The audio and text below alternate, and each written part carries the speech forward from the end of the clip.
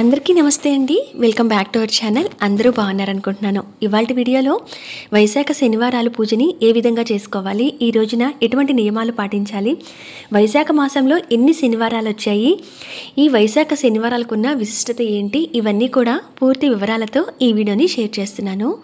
ఎక్కడా కూడా స్కిప్ చేయకుండా చూస్తారని అనుకుంటున్నాను. మనకి వైశాఖ మాసం కూడా కార్తీక మాసానికి ఉన్న ప్రాముఖ్యత అనేది ఉంటుంది. మరి ఈ వైశాఖ మాసంలో వైశాఖ శనివారాలు స్వామివారికి ప్రత్యేకంగా పూజ చేసుకోవడం జరుగుతుంది. ఈ శనివారాలు ఈ వైశాఖ మాసంలో వస్తే వాటిని మామిడి పళ్ళ శనివారాలని కూడా అంటూ ఉంటారు. మరి ఈ పూజని, ఈ నియమాలని తెలుసుకుందామండి. మనకి వైశాఖ మాసం అనేది తెలుగు నెలల్లో 2వ మాసం. మనకి వైశాఖ మాసం అనేది చైత్ర అమావాస్య తర్వాత వైశాఖ శుద్ధ పాడ్యమి ఏప్రిల్ 28వ తారీఖు నుంచి మొదలుపెట్టి మే 27వ తారీఖు వరకు కూడా ఈ 2025వ సంవత్సరంలో వైశాఖ మాసం ఉంది. మరి ఈ వైశాఖ మాసాన్ని మాధవ మాసం అని కూడా అంటూ ఉంటారు. స్వామివారిని ఈ నెలంతా కూడా మాధవుడిగా పూజించడం జరుగుతుంది. లక్ష్మీనారాయణలకి ఆరాధనకు అతి ప్రత్యేకమైన మాసం ఈ వైశాఖ మాసం. ఇక్కడ స్వామివారి చిన్న అలంకరణ కూడా చూపిస్తున్నానండి. స్వామివారు అలంకార ప్రియులు అని అంటారు.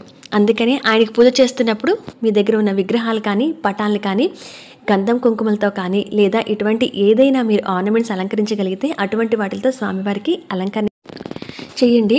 ఇక్కడ నేను స్టోన్స్ ఏవైతే నా దగ్గర ఉన్నాయో అటువంటి ఆర్నమెంట్స్తో నేను ఇక్కడ స్వామివారి చిత్రపటానికే అలంకరణ చేస్తున్నాను.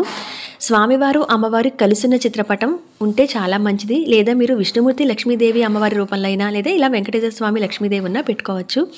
నేనైతే డబల్ టేప్ ఉంటుంది కదండి, ప్లాస్టర్, అది పెట్టుకొని ఇక్కడ నేను స్వామివారికి కిరీటం కూడా పెట్టాను. అలాగే నామము, నగలు వేశాను. అలాగే మరి గంధం బొట్లతో అయితే తప్పనిసరిగా అలంకరణ చేయాలి కదా, అందుకని ఇక్కడ నేను గంధము కుంకుమతో అయితే స్వామివారికి ఈ విధంగా అలంకరణ చేస్తున్నాను. ఒకవేళ మీ దగ్గర పూలమాల లేకపోయినా, ఇటువంటి ఆర్నమెంట్స్ లేకపోయినా చందనం మాలలాగా ఆ గంధముతోనే స్వామివారికి ఒక మాలలాగా అలంకరణ చేసి కుంకుమ బొట్లు పెట్టుకున్నా కూడా స్వామివారి పటం అనేది చాలా నిండుగా ఉంటుంది. స్వామివారిని అయితే ఈ విధంగా అలంకరణ చేశానండి. మనకి మన తెలుగు నెలల ప్రకారం చాంద్రమానాన్ని అనుసరిస్తూ మనం పండుగలు అనేవి చేసుకుంటూ ఉంటాం కదా. ప్రతి నెల కూడా ఏదో ఒక విశిష్టత మన తెలుగు వారందరికీ ఉంటూనే ఉంటుంది. కార్తీక మాసంలో దీపానికి ప్రాముఖ్యత ఉంటే మాఘమాసంలో స్నానానికి ప్రాముఖ్యత ఉంటుంది. వైశాఖ మాసంలో స్నానము, దానము చేస్తే అక్షయంగా ఫలితాలు వస్తాయట. మరి స్వామివారికి ఈ వైశాఖ మాసంలో రావి ఆకు దీపం అనేది ప్రత్యేకంగా వెలిగిస్తూ ఉంటాం. మరి ఈ వైశాఖ శనివారాలు స్వామివారికి పూజ చేస్తున్నప్పుడు రావి ఆకులో దీపాన్ని వెలిగించడం, లేదా రావి ఆకుల మీద ఇలా నామాలు కానీ, శంకుచక్రాలు కానీ అలంకరణ చేసి స్వామివారికి సమర్పిస్తూ ఉంటాం. అలాగే రావి చెట్టు దగ్గర కూడా పూజన చేసుకుంటే కనుక చాలా మంచి ఫలితాలు అనేవి కలుగుతూ ఉంటాయి. ఇక్కడైతే ఈ రావి ఆకుల మీద నేను శంకుచక్ర నామాలైతే గీసుకుంటున్నాను. ఇవి స్వామివారి పూజలో అలంకరణకి మాత్రమే వాడుతున్నానండి. ఈ వైశాఖ శనివారాలని మామిడి పళ్ళ శనివారం అని కూడా అంటూ ఉంటారు. ఎందుకనంటే ఈ కాలంలో వచ్చే ఏవైతే మామిడి పళ్ళు ఉన్నాయో అవి తొలిగా ఈ వైశాఖ మాసాల్లో వచ్చే ఈ శనివారాలు ప్రత్యేకంగా స్వామివారికి పూజ చేసుకొని ఆ తొలిగా వచ్చిన పళ్ళని స్వామివారికి సమర్పించిన తర్వాతే మీరు ఎవరికైనా దానం ఇవ్వటం కానీ, అలాగే వీళ్ళు తినటం కానీ చేస్తూ ఉంటారు. చిన్నపిల్లలు ఇంట్లో ఉన్నవాళ్ళు కొంచెం అటు ఇటుగా కూడా మామిడి పళ్ళని తింటూ ఉన్నా, పెద్దవారు ఎవరైతే ఉన్నారో వారైతే తప్పనిసరిగా తొలిగా మామిడి పళ్ళని స్వామివారికి నివేదించిన తర్వాత మాత్రమే వాళ్ళు తినే ఆచారం అనేది పెట్టుకుంటూ ఉంటారనమాట. అది నచ్చితే కనుక వైశాఖ శనివారాల్లో ప్రత్యేకంగా స్వామివారికి ముందుగా సమర్పించండి.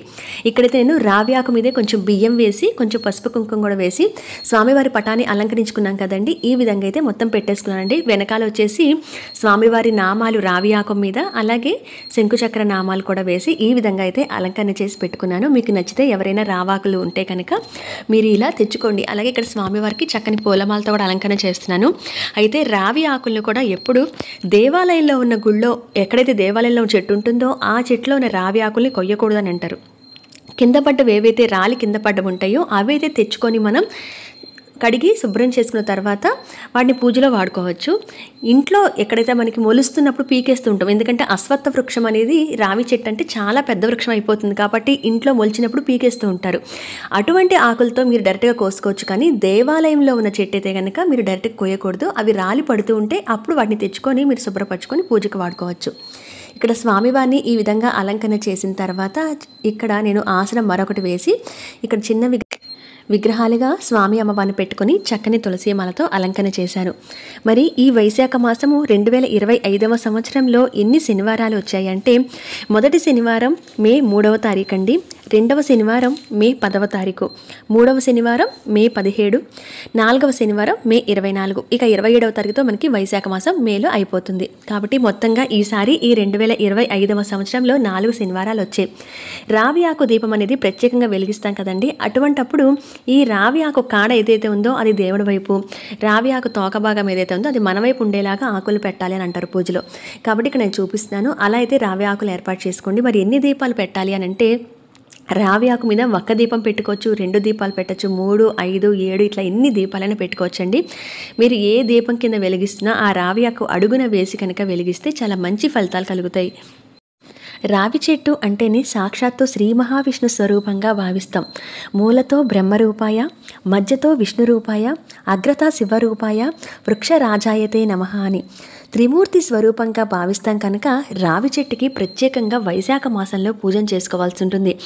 అలా రావి చెట్టు దగ్గరికి వెళ్ళి పూజ చేయడమే కాకుండా ఆ రావి ఆకులతో కనీసం ఇంట్లో దీపారాధన చేసినా కూడా శ్రీ మహావిష్ణువుని రావి చెట్టు రూపంలో పూజించిన ఫలితం అయితే కలుగుతుందన్నమాట. అలాగే స్వామివారికి మనం ఎప్పుడు పూజ చేస్తున్నా పిండి దీపాలను వెలిగించుకుంటాం కాబట్టి ఈ రావి ఆకుల మీద మీరు తయారు చేసుకున్న పిండి దీపాలు కానీ, లేదా ఆ రావి ఆకు మీద ఒక మట్టి ప్రమిద కానీ ఉంచి మీరు పసుపు ఒత్తులు వేసి ఈ విధంగా దీపారాధనకి సిద్ధం చేసుకోండి. ఇక్కడ నేనైతే పూజకి అన్ని ఈ విధంగా అయితే ఏర్పాటు చేసుకున్నానండి.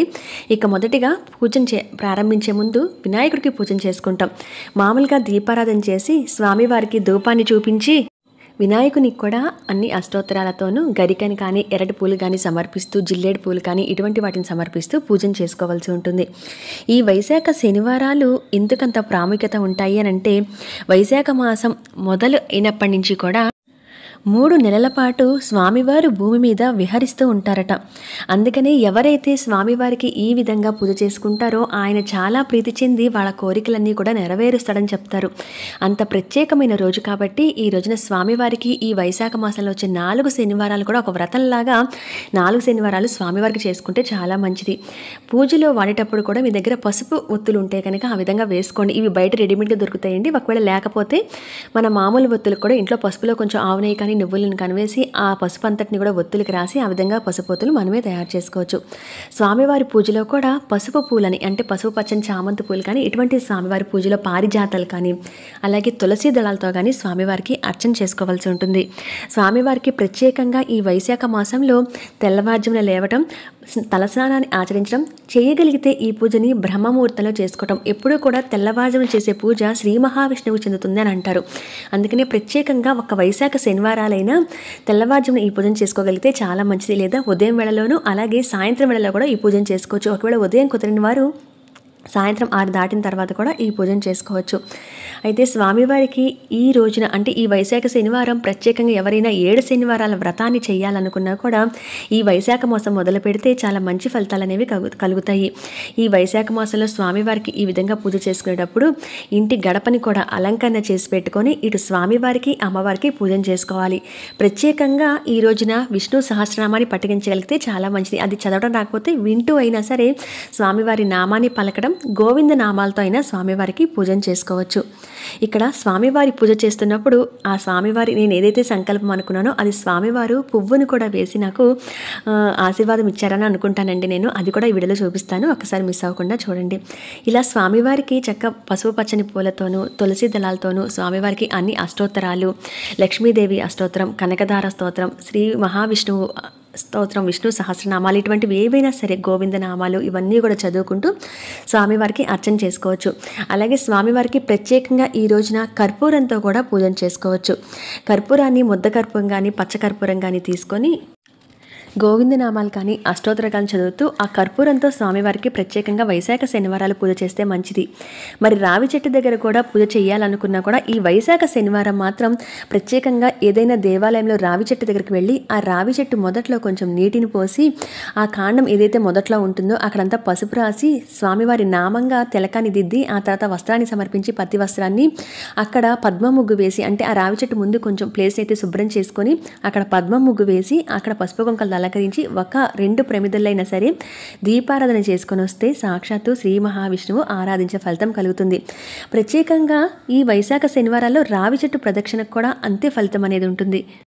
ఇక్కడ నేను గోవిందనామాలతో స్వామివారికి పూజ చేసుకుంటున్నప్పుడు స్వామివారు ఆ పువ్వు అనేది నా ప్రమేయం లేకుండానే స్వామివారు పువ్వుని వేసి ఆశీర్వాదం ఇచ్చారండి. ఇదిగోండి ఇక్కడ చూపించాను కదా, అలా అనమాట. ఇక్కడ నేను క్లోజప్లో మరొకసారి చూపిస్తున్నాను.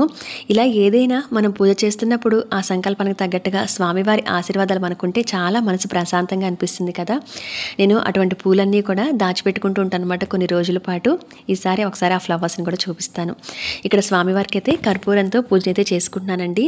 రావి చెట్టుకి ప్రదక్షిణాలు చేయాలని చెప్పాను కదా, ఇది 16, 9 లేదా 11, 21 ఇలా చేసుకుంటూ ఉంటారు. అయితే ప్రత్యేకంగా ఏదైనా ఒక కోరిక అనుకొని చెయ్యాలి అనుకున్న వాళ్ళైతే సోమవారం నాడు 3 ప్రదక్షిణలట, మంగళవారం 2, బుధవారం అయితే 3, గురువారం 5 ప్రదక్షిణలు, మరి శుక్రవారం అయితే 6, శనివారం అయితే కనీసం 9 ప్రదక్షిణలు, ఆదివారం అయితే 12 ప్రదక్షిణలు చేయాలట.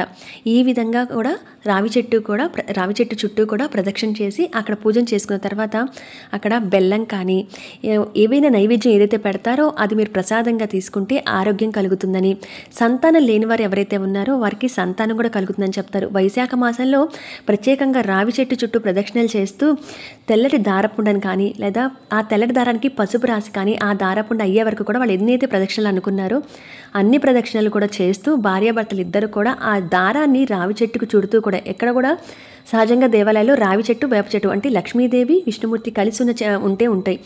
అలా కానీ ఈ రావి చెట్టు ఉన్న చోట కానీ ఆ దారాన్ని చుడుతూ కూడా ప్రదక్షిణలు చేస్తే సంతానం లేని వారికి సంతానం కలుగుతుందని ఒక నమ్మకం. అలా చేయడానికి పూజ విశిష్టత కలిగిన రోజు వైశాఖ శనివారం కాబట్టి ఎవరైనా ఆ సంతానం కోసం చూస్తున్న వారు ఈ విధంగా చేసుకోవచ్చు.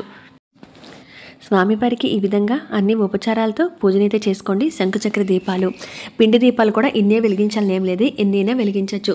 రావి ఆకు తెచ్చుకున్న వారైతే కనుక శుభ్రం చేసుకొని రావి ఆకులు ఈ విధంగా వెలిగిస్తారు కదండి. పూజ అంతా అయ్యి పీఠాన్ని తీసిన తర్వాత కానీ లేదా మరుసటి రోజు తీసిన తర్వాత ఆ దీపాలు ఆ రావి ఆకులు కూడా ఎవ్వరు తొక్కని ప్రదేశంలో మాత్రమే వేయండి.